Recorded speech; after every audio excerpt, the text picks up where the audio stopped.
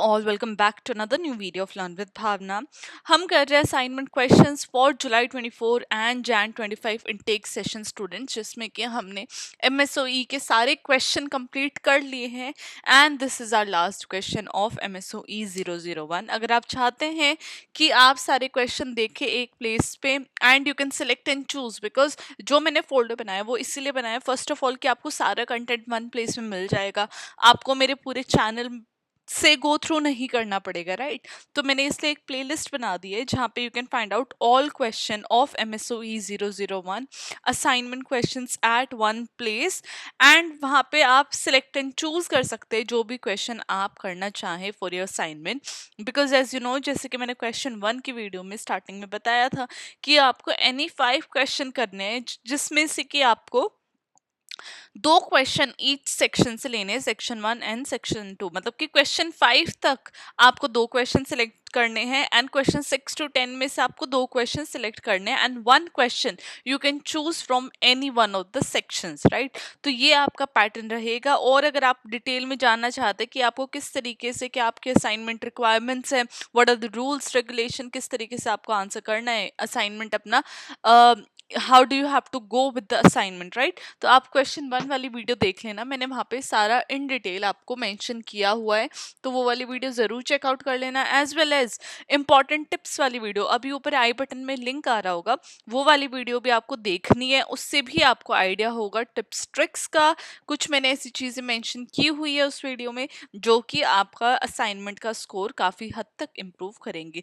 Because as I always mention कि content important है, whatever you are writing in your answer is very very important, but how do you present your answer is even more important। और इग्नो में presentation के marks मिलते ही मिलते हैं। ये आपकी जो आपके असाइनमेंट क्वेश्चन की जो पीडीएफ मिली है इग्नो की तरफ से, वहाँ पे भी मेंशन्ड है क्लियरली कि of course the answer content is important, but 3 और फैक्टर्स हैं जिसके बेसिस के ऊपर इग्नो आपको मार्क्स देता है एंड वो मैंने इंपॉर्टेंट टिप्स वाली वीडियो में मेंशन की हुई है, तो वो वाली वीडियो ज़रूर चेकआउट कर लेना अगर आप चाहते हैं कि आप अच्छा स्कोर अपना बनाना चाहते हैं असाइनमेंट के, राइट। तो वो वाली वीडियो आप ज़रूर देख लेना। वो वीडियो ना कि सिर्फ आपको असाइनमेंट में बट एग्जाम्स में भी काफ़ी ज़्यादा हेल्प करेगी।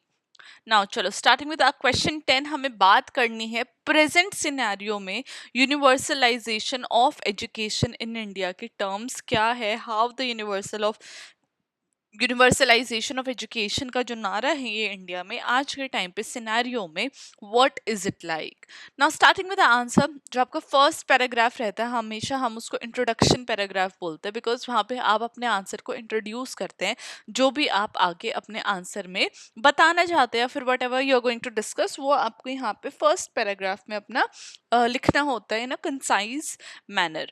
ना यहाँ पे मैंने लिखा है कि जब हम यूनिवर्सलाइजेशन ऑफ एजुकेशन की बात कर रहे हैं इंडिया के अंदर, तो यूनिवर्सलाइजेशन ऑफ एजुकेशन एम करता है कि हर एक जो बच्चा है इंडिया के अंदर उसको फ्री और कंपलसरी एजुकेशन मिल सके, चाहे उसका कोई भी सोशो इकोनॉमिक बैकग्राउंड हो। तो राइट टू एजुकेशन एक्ट जो 2009 में आया था उसने मैंडेट कर दिया था कि जो एजुकेशन है for children age between 6 to 14 years, तो उनको एजुकेशन लेनी ही लेनी है, कोई भी बच्चा ऐसे नहीं घूमेगा, उसके लिए एजुकेशन कंपलसरी है एंड कंपलसरी है, अलोंग विद दैट फ्री भी है। हाउएवर ये जो गोल्स हैं इनको बहुत सारे सोशोलॉजिकल चैलेंजेस देखने को मिलते हैं, चाहे वो कास्ट बेस्ड हो, जेंडर बेस्ड हो, इकोनॉमिक डिस्पैरिटी हो या फिर रीजनल इनइक्वालिटी हो। तो चैलेंजेस तो हर एक चीज़ के साथ ही आते हैं एंड वो यूनिवर्सलाइजेशन ऑफ एजुकेशन के साथ भी हमें देखने को मिले हैं।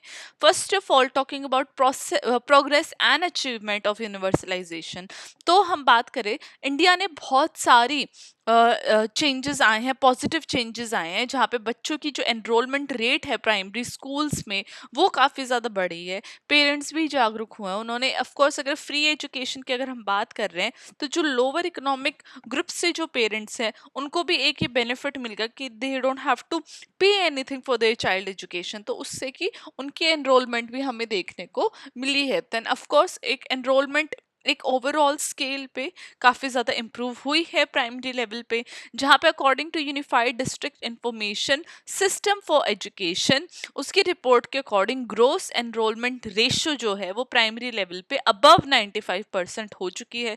जो मिड डे मील स्कीम आई है, सर्व शिक्षा अभियान जैसे इनिशिएटिव है, उसने भी काफी हद तक पॉजिटिव कंट्रीब्यूशन किया है, जिससे कि जो एनरोलमेंट रेट है वो इंक्रीज हुआ है और ड्रॉप आउट रेट बच्चों का वो कम हो गया है। मोर ओवर अगर आप बात करो डिजिटल एजुकेशन प्लेटफॉर्म की, जैसे दीक्षा हो गया, उसने न्यू एजुकेशन पॉलिसी 2020 में इंट्रोड्यूस की, जिसका एम था कि एजुकेशन को और भी ज़्यादा इंक्लूसिव बनाना एंड इक्वल बनाना हर एक चाइल्ड के लिए ना। सोशोलॉजिकल चैलेंजेस की जैसे हमने बात की स्टार्टिंग में कि क्या चैलेंजेस देखने को मिले हैं with coming of universalisation of education, या उसको अप्लाई करने में what are the challenges that the India as a nation faced. तो फर्स्ट हमारा आ जाता है कास्ट एंड क्लास डिस्पैरिटीज।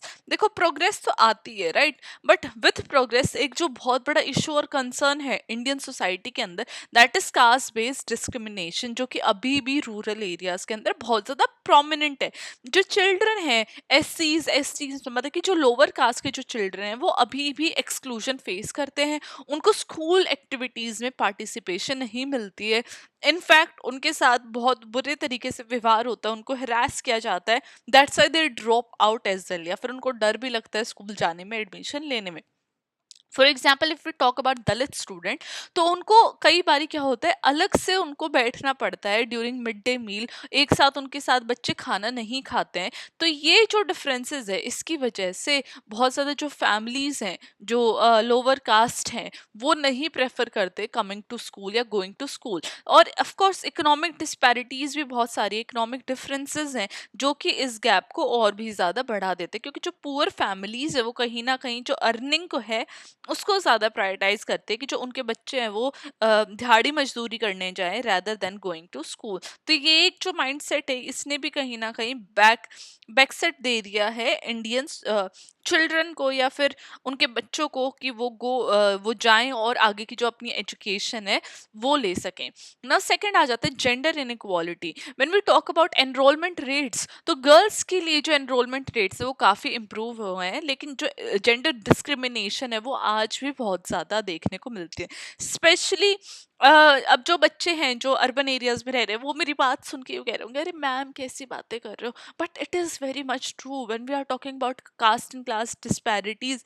ये अभी भी है, gender inequality, of course we all are aware about it. हम अर्बन एरियाज में नहीं बट रूरल एरियाज में आज भी जो गर्ल्स हैं उनसे एक्सपेक्टेड किया जाता है कि वो घर के काम करें और वो शादी होके चली जाएं, जिसकी वजह से एक हाई ड्रॉप आउट रेट तो देखने को मिलता ही मिलता है। बट गर्ल्स को स्कूल्स भी नहीं भेजा जाता है, बिकॉज अभी भी पेरेंट्स की ऐसी मेंटालिटी है कि इसको कल को अपने घर जाना है, मतलब कि अपने she would be married of, तो हम क्यों इसके पढ़ाई के ऊपर पैसे लगाए। तो ये जो माइंडसेट है, तो ये आज भी बहुत ज़्यादा प्रिवेलेंट है स्पेशली इन रूरल एरियाज। अब according to UNICEF 42% of girls India के अंदर उनका जो ड्रॉप आउट है वो बिफोर कंप्लीटिंग सेकेंडरी एजुकेशन है। ये सोशल नॉर्म्स है, ये भी गर्ल्स को कहीं ना कहीं रेस्ट्रिक्ट कर देते हैं, वो डिजिटल एजुकेशन नहीं एक्सेस कर पाती। और ये कोविड-19 पैंडेमिक के टाइम पे भी बहुत ज़्यादा एविडेंट हो गया था, जहाँ पे जो रिमोट लर्निंग थी वो सिर्फ एक ही ऑप्शन था, राइट। बट ये जो जेंडर इनइक्वालिटी है, कहीं ना कहीं जो लड़कियों की जो एक्सेस है एजुकेशन को उसको कम कर देती है। थर्ड आएगा हमारा रीजनल डिस्पैरिटीज। जब हम एजुकेशनल इंफ्रास्ट्रक्चर की बात करते हैं, भाई बिल्डिंग होनी चाहिए, टीचर्स होनी चाहिए, तो ये डिफरेंट स्टेट्स के अकॉर्डिंग वेरी करता है। जब हम केरला और तमिलनाडु जैसे स्टेट्स की बात करते हैं जहाँ पे हाई लिटरेसी रेट है, तो वहाँ पे एजुकेशनल फैसिलिटीज़ भी बहुत ज़्यादा बेटर है as compared to other states, जैसे कि बिहार, यूपी। वो वहाँ पे स्कूल्स ही नहीं है, स्कूल है तो स्कूल में टीचर्स नहीं है। And then we are talking about tribal and remote areas, जहाँ पे तो स्कूल ही नहीं है और ट्रेन टीचर्स तो होने की दूर की बात है, जिसकी वजह से एक इन एरियाज के अंदर, इन रीजन्स के अंदर एब्सेंटिज्म देखा जाता है बच्चों का, एंड ड्रॉप आउट रेट भी बहुत ज़्यादा होता है। देन फोर्थ आ जाता है हमारा quality of education.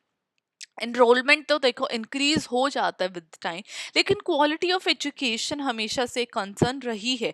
When we talk about annual status of education report ASER, तो उसने सिग्निफिकेंट नंबर ऑफ स्टूडेंट का जो है हाईलाइट किया कि कैसे वो ग्रेड 5 में भी जाके रीड नहीं कर सकते ग्रेड 2 लेवल का टेक्स्ट। वो ग्रेड 5 में आ गए हैं लेकिन उनको क्लैरिटी ग्रेड 2 की भी नहीं है। तो ये एक गैप हमें शो करता है कि कैसे जो स्कूल है और लर्निंग आउटकम है उसके बीच में एक कोरिलेशन हमें देखने को नहीं मिलता है। क्लासरूम बहुत ज़्यादा ओवर क्राउडेड है, टीचिंग मटेरियल इतना अप टू द मार्क नहीं है, टीचर्स ट्रेन नहीं है।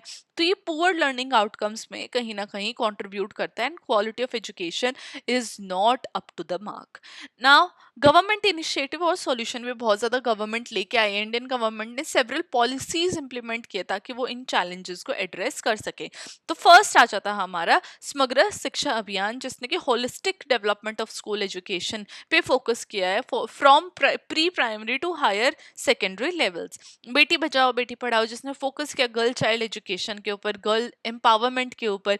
NEP 2020 जहाँ पे जो नेशनल एजुकेशन पॉलिसी है उसने फोकस किया कि फाउंडेशनल लिटरेसी होनी चाहिए बच्चों की, इंक्लूसिव एजुकेशन होनी चाहिए, बच्चों को वोकेशनल ट्रेनिंग दो ताकि जो एजुकेशन है वो और भी ज़्यादा in in terms of gaining an employment वो और भी ज़्यादा रेलिवेंट रहे और एक्सेसिबल रहे।